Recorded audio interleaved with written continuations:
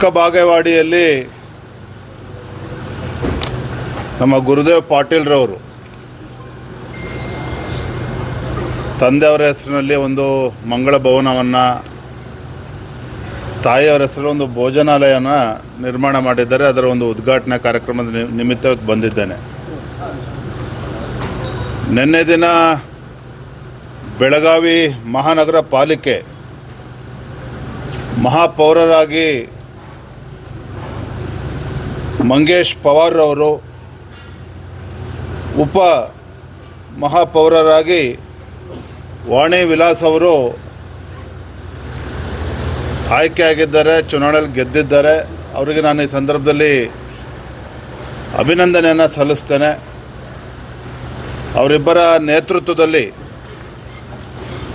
ಬೆಳಗಾವಿ ಮಹಾನಗರ ಪಾಲಿಕೆಯಲ್ಲಿ ಅತಿ ಹೆಚ್ಚು ಅಭಿವೃದ್ಧಿ ಕೆಲಸ ಕಾರ್ಯಗಳು ಆಗಲಿ, ಅದರ ಜೊತೆಗೆ ಎಲ್ಲ ಸಮಾಜ, ಎಲ್ಲ ವರ್ಗ ಹಾಗೂ ಎಲ್ಲ ಭಾಷಿಕರ ಜನರನ್ನು ಒಟ್ಟಿಗೆ ತೆಗೆದುಕೊಂಡು ಹೋಗ್ತಕ್ಕಂಥ ಕೆಲಸ ಅವರ ನೇತೃತ್ವದಲ್ಲಿ ಆಗಲಿ ಅಂತೇಳಿ ಈ ಸಂದರ್ಭದಲ್ಲಿ ಅವರಿಗೆ ಶುಭವನ್ನು ಹಾರೈಸ್ತಾ ಇದ್ದೇನೆ. ಚಿಕ್ಕಬಾಗೇವಾಡಿಯಲ್ಲಿ ನಮ್ಮ ಗುರುದೇವ್ ಪಾಟೀಲ್ರವರು ತಂದೆಯವರ ಹೆಸರಿನಲ್ಲಿ ಒಂದು ಮಂಗಳ ಭವನವನ್ನು, ತಾಯಿಯವರ ಹೆಸರಲ್ಲಿ ಒಂದು ಭೋಜನಾಲಯನ ನಿರ್ಮಾಣ ಮಾಡಿದ್ದಾರೆ. ಅದರ ಒಂದು ಉದ್ಘಾಟನಾ ಕಾರ್ಯಕ್ರಮದ ನಿಮಿತ್ತ ಬಂದಿದ್ದೇನೆ. ನಿನ್ನೆ ದಿನ ಬೆಳಗಾವಿ ಮಹಾನಗರ ಪಾಲಿಕೆ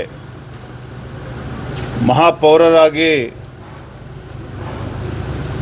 ಮಂಗೇಶ್ ಪವಾರ್ರವರು, ಉಪ ಮಹಾಪೌರರಾಗಿ ವಾಣಿ ವಿಲಾಸ್ ಅವರು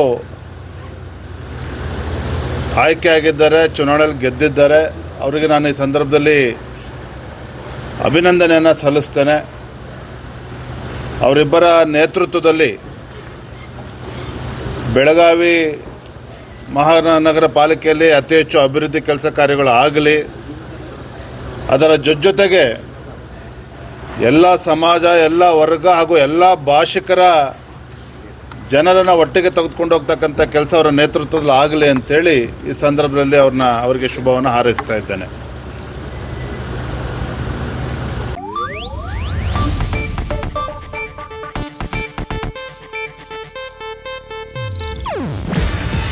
ಇದು ಏಷ್ಯಾನೆಟ್ ನ್ಯೂಸ್ ನೆಟ್ವರ್ಕ್ ಪ್ರಸ್ತುತಿ. ನೀವು ನೋಡ್ತಿದ್ದೀರಾ ಏಷ್ಯಾನೆಟ್ ಸುವರ್ಣ ನ್ಯೂಸ್.